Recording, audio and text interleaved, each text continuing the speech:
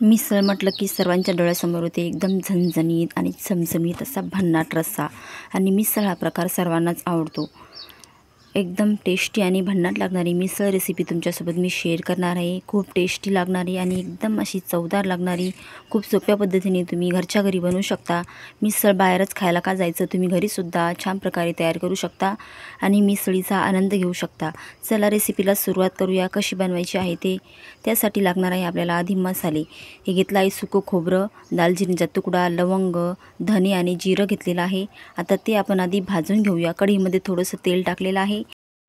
अगदी थोडंसं तेल टाकून घेतलेलं आहे. त्यावरती आता आपण हे खमंग असं भाजून घेऊया. आपण जे मसाले काढून घेतलेले आहे ते लो फ्लेमवर आपल्याला हे भाजायचे आहे, मस्त सुगंध सुटेपर्यंत. विकतचा मिसळ मसाला न वापरता आपण हे वाटण तयार करून घेणार आहोत. खूप छान अशी चव येणार आहे आपल्या मिसळला. त्यामुळे हे वाटण आपल्याला तयार करायचं आहे. छान तुम्ही बघू शकता मस्त असं कलर चेंज झालेला आहे, सुगंधसुद्धा सुटलेला आहे. आता हे काढून घेऊया एका डिशमध्ये आणि त्याच कढईमध्ये बाकीचं साहित्यसुद्धा आपण भाजून घेऊया. यामध्ये एक पळी तेल टाकून घेतलेलं आहे आणि बारीक कट केलेला कांदा घेतलेला आहे, तो आता यामध्ये आपण परतूया. छान गुलाबीसर रंग येईपर्यंत आपल्याला परतून घ्यायचा आहे तेलामध्ये. लो फ्लेमवरच आपल्याला ही प्रोसेस करून घ्यायची आहे सर्व. गॅस अजिबात वाढवायचा नाही आपल्याला. आणि कांद्याचा कलर थोडासा चेंज झालेला आहे, तुम्ही बघू शकता. आता यामध्ये आपण टाकून देऊया लाल मिरच्या. या ओल्या लाल मिरच्या आहे, तुमच्याकडे सुक्या असेल त्या टाकल्या तरी चालेल. आणि अद्रकचा तुकडा टाकला आहे थोडासा. आणि लसूण टाकला आहे एक अख्खा गाठा. गावरान लसूण घेतलेला आहे. हे सर्व आपल्याला मिक्स करायचं आहे आणि याचा कच्चेपणा जाईपर्यंत आपण हे परतून घेऊया छान लो फ्लेमवर. आणि सतत असं हलवायचं आहे म्हणजे सर्व बाजूने छान भाजतं. ते पाहू शकता सर्व छान असं भाजलं गेलेलं आहे. लसूण आपल्याला खूप भाजायची गरज नाही. आता यामध्ये टोमॅटो टाकून घेऊया आणि टोमॅटो नरम होईपर्यंत आपण हे मस्त भाजून घेऊया. लो फ्लेमवरच प्रोसेस करा. आता यावरती आपण झाकण ठेवूया म्हणजे टोमॅटो लवकर भाजतो. थोडासा कच्चा आहे, थोडा वेळ लागेल, त्यामुळे झाकण ठेवूया. आता बघू शकता तुम्ही झाकण ठेवल्यानंतर आता उघडून बघूया. छान असा मऊ झाला आहे टोमॅटो आणि सर्व साहित्य छान असं भाजलं गेलेलं आहे. आता आपण एका डिशमध्ये काढून घेऊया. थोडंसं थंड होऊ द्यायचं आहे आपल्याला. ज्या डिशमध्ये आपण मसाले काढले आहे त्या डिशमध्ये आपण हे काढून घेऊया आणि थोडंसं थंड होऊ देऊया. आणि थंड झाल्यानंतर आपण मिक्सरला बारीक वाटून घेणार आहोत.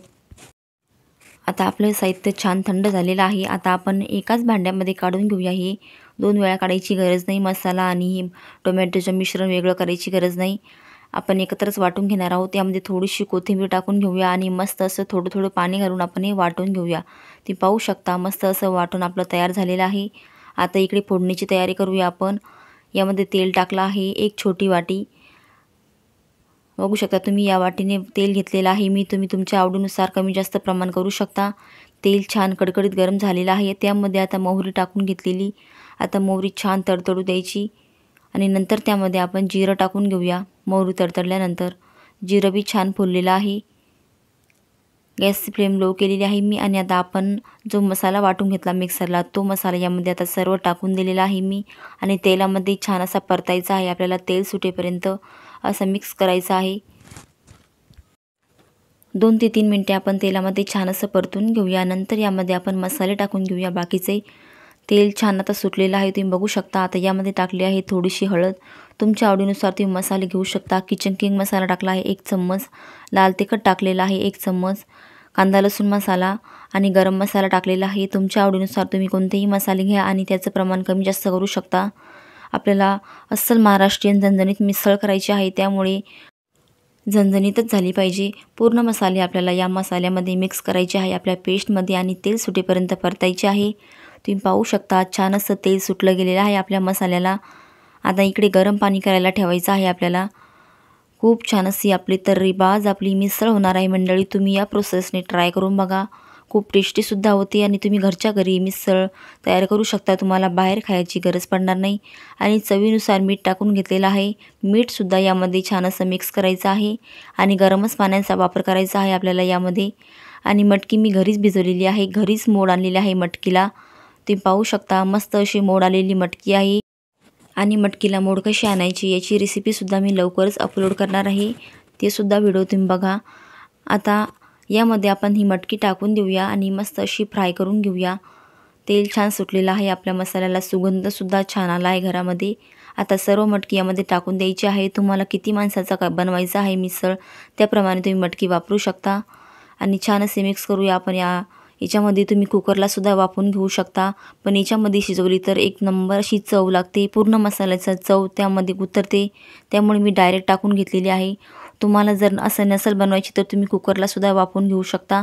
आता गरम पाणी टाकलेलं आहे मी, आता अर्धी कढई गरम पाणी टाकलेलं आहे, अजून थोडंसं टाकायचं आहे म्हणजे मटकी शिजण्यासाठी पाणी थोडंसं लागेल आणि कमी होईल पाणी, त्यामुळे मी अजून थोडंसं पाणी टाकलेलं आहे। तुम्ही पाहू शकता छान अशी तर्री आलेली आहे याला आणि वरतून आपल्याला झाकण ठेवायचं आहे उकळी आल्यानंतर आणि छान अशी मटकी आपल्याला शिजू द्यायची आहे। ही 10 ते 12 मिनिटे वेळ लागणार आहे शिजण्यासाठी। एकदम मस्त अशी झणझणीत तर्रीबाज अस्सल महाराष्ट्रीयन आपली मिसळ तयार झालेली आहे, खाण्यासाठी रेडी आहे। आता आपण एका डिशमध्ये ही काढून घेऊया।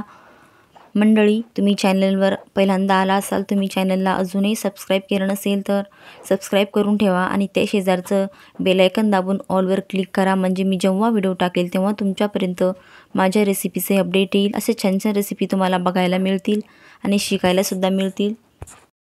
आता ही झणझणीत मिसळ आपण एका डिशमध्ये काढून घेऊया। खाण्यासाठी एक ताट घेतलेला आहे, आता त्यामध्ये आपण टाकून घेऊया आधी उकडलेल्या बटाट्याची चटणी बनवलेली आहे मी ही, हळद आणि मीठ टाकून। तुम्हाला आवडत असेल तर टाका, नाही आवडत तर नाही टाकली तरी चालेल। थोडीशी खाली टाकून घेतलेली आहे मी आणि त्यावरती आपलं हे मस्त अशी झणझणीत मिसळ टाकूया वरती आणि वरतून थोडंसं फरसाण टाकूया, तुमच्या आवडीनुसार तुम्ही फरसाण घेऊ शकता आणि त्यावरती बारीक चिरलेला कांदासुद्धा टाकायचा आहे अशा प्रकारे आणि अजून कोथिंबीर टाकायची आहे वरतून थोडीशी, सोबतच लिंबू मिरची तुम्हाला जे आवडेल ते तुम्ही घेऊ शकता आणि वरतून थोडीशी अजून आपण बारीक शेव टाकूया, एक नंबर लागते। साईडला थोडासा चिरलेला कांदा आणि कोथिंबीरसुद्धा घेतलेली आहे आणि बारीक शेव टाकलेली आहे वरतून। एक नंबर आपली ही मिसळ पाव तयार झालेली आहे। सो मंडळी, तुम्हीसुद्धा करून बघा। आजची रेसिपी कशी वाटली कमेंट करून सांगा आणि चॅनललासुद्धा सबस्क्राईब करा। एकदम झणझणीत अस्सल महाराष्ट्रीयन आपली मिसळ पाव तयार झालेला आहे। आजची रेसिपी शेवटपर्यंत पाहिल्याबद्दल तुमचे मनापासून खूप खूप धन्यवाद। भेटूया पुढच्या रेसिपीमध्ये। Bye bye.